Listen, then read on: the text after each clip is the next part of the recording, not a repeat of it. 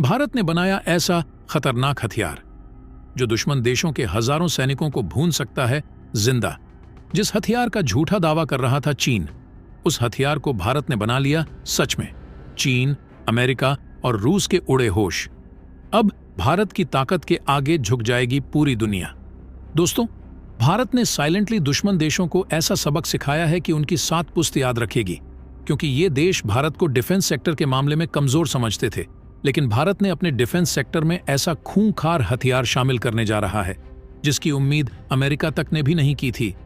दोस्तों, भारत जो सबके सामने हथियार लाने जा रहा है, ये कोई छोटा मोटा हथियार नहीं है, बल्कि फ्यूचरिस्टिक हथियार है। क्योंकि इस हथियार में ऐसी टेक्नोलॉजी का इस्तेमाल किया गया है जो फ्यूचर में युद्ध का पूरा रुख ही बदल कर रख देगा, जिसके सामने कोई भी हथियार टिक नहीं पाएगा।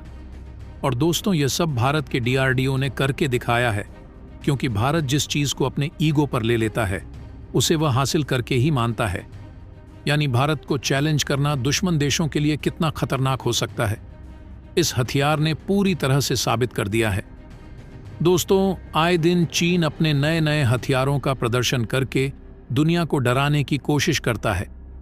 यहां तक कि कुछ ऐसे भी हथियार होते हैं जो कि चीन के पास मौजूद नहीं होते हैं, लेकिन झूठा दावा करके वह दुनिया को डराने की कोशिश करता है। लेकिन दोस्तों, भारत ने जो हथियार ला दिया है, इससे चीन खुद डर गया है। यहां तक कि चीन को यकीन नहीं हो रहा है कि भारत भी ऐसा कर सकता है। क्योंकि दोस्तों, इस तरह के हथियार को बनाने में कई विकसित देश फेल हो गए हैं। जैसा कि हम सबको पता है कि अमेरिका और रूस भारत से काफी पहले से ही नई नई टेक्नोलॉजी का इस्तेमाल करते आ रहे हैं अपने डिफेंस सेक्टर में। और अभी तक भारत रूस, फ्रांस और अमेरिका से ही बने हथियारों को खरीदता आ रहा है।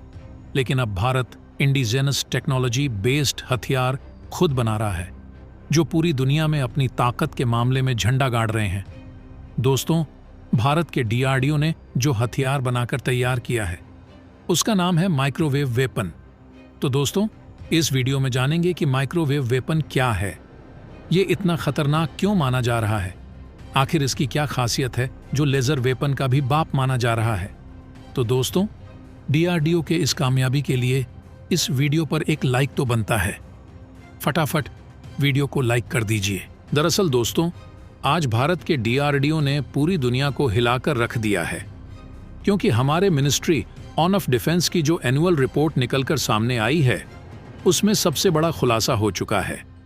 दरअसल रिपोर्ट में यह सामने आया है कि अभी तक सब लोग यही सोच रहे थे कि भारत सिर्फ और सिर्फ लेजर हथियारों पर काम कर रहा है। लेकिन वास्तव में इस रिपोर्ट में बताया गया है कि DRDO न सिर्फ लेजर हथियार ही बना रहा है, बल्कि लेजर हथियारों का बाप माइक्रोवेव वेपन को बनाकर और टेस्टिंग करके पूरी दुनिया को दंग कर दिया है। दोस्तों, ये इतनी हैरान करने वाली खबर क्यों है? तो दोस्तों, इसके पीछे एक बहुत बड़ा कारण है। आपको बता दें, 2020 में एक रिपोर्ट सामने निकल कर आई थी, और ये रिपोर्ट जस्ट गलवान घाटी के हिंसा के बाद ही चीन की तरफ से पब्लिश किया गया था।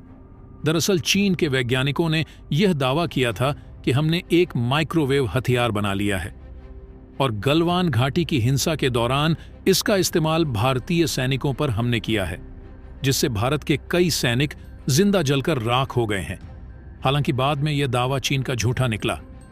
लेकिन दोस्तों, इस दावे से आप समझ ही गए होंगे कि यह हथियार कितना खतरनाक और फ्यूचरिस्टिक है। दोस्तों, आपको बता दें, माइक्रोवेव वेपन का इस्तेमाल आप दुश्मन देश के हथियारों के खिलाफ ही नहीं, बल्कि उनके हजारों सैनिकों के खिलाफ भी आप कर सकते हैं।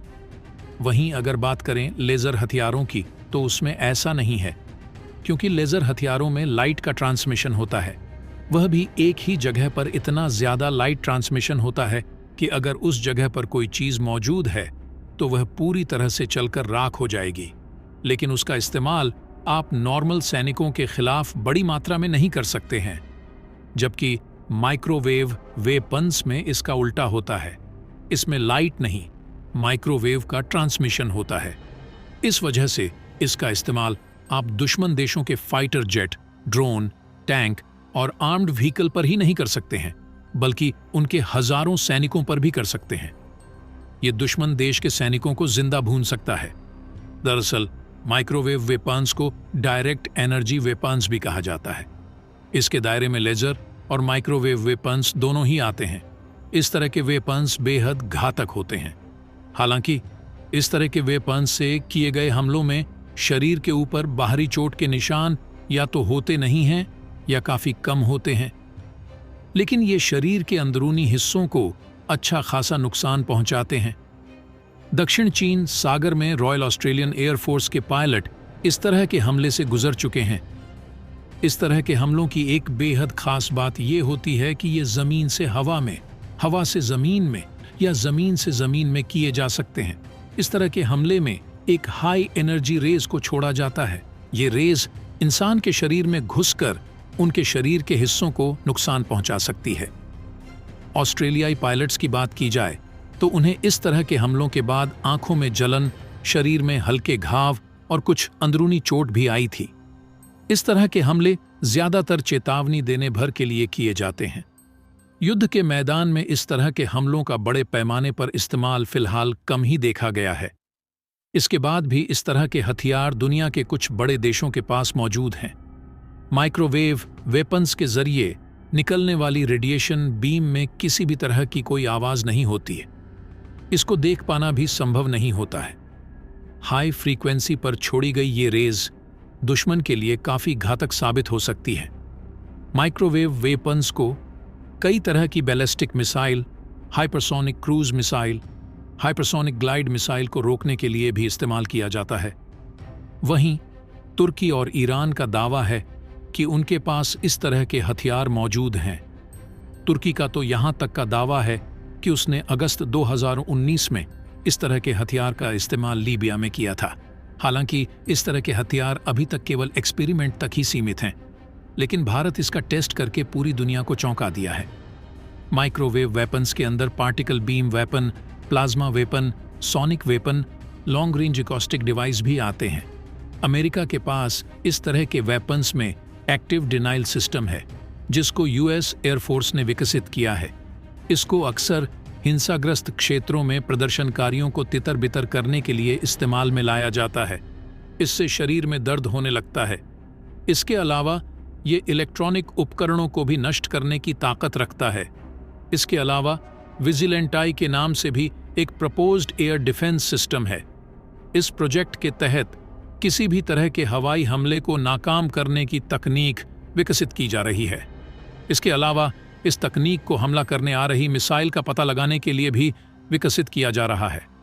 बोफोर्स HPM ब्लैकआउट एक ऐसा ही हाई पावर माइक्रोवेव वेपन है जो किसी भी तरह के उपकरणों को नष्ट कर सकता है। इसके अलावा फाइटर एयरक्राफ्ट पर लगा AESA रडार भी इसी तकनीक पर काम करता है। लेकिन दोस्तों, जब 2020 में चीन ने झूठा दावा किया तो उस समय भारत पूरी तरह से सतर्क हो गया। भारत को लगा कि कल ऐसा ना हो कि चीन इस हथियार का सच में हमारे सैनिकों पर इस्तेमाल कर दे। इसलिए भारत के DRDO उसी समय से गोपनीय तरीके से इस हथियार पर काम कर रहा था और फाइनली भारत इस हथियार को तैयार कर लिया है। और अब से 1 साल पहले भारत इसका गुपचुप तरीके से एक टेस्ट भी अंजाम दे चुका है, जो पूरी तरीके से सफल रहा। आने वाले कुछ दिनों में इसके कुछ और टेस्टिंग किए जाएंगे और उसके बाद पूरी उम्मीद है कि यह इस्तेमाल के लिए पूरी तरीके से तैयार होगा। दोस्तों, चीन को तो इससे ज्यादा दिक्कत नहीं होने वाली है, क्योंकि चीन ऑलरेडी यह हथियार बना चुका है। लेकिन दोस्तों, पाकिस्तान के लिए यह सबसे बड़ी और बुरी खबर होने वाली है। इसलिए पाकिस्तान पूरी तरह से डरा हुआ है।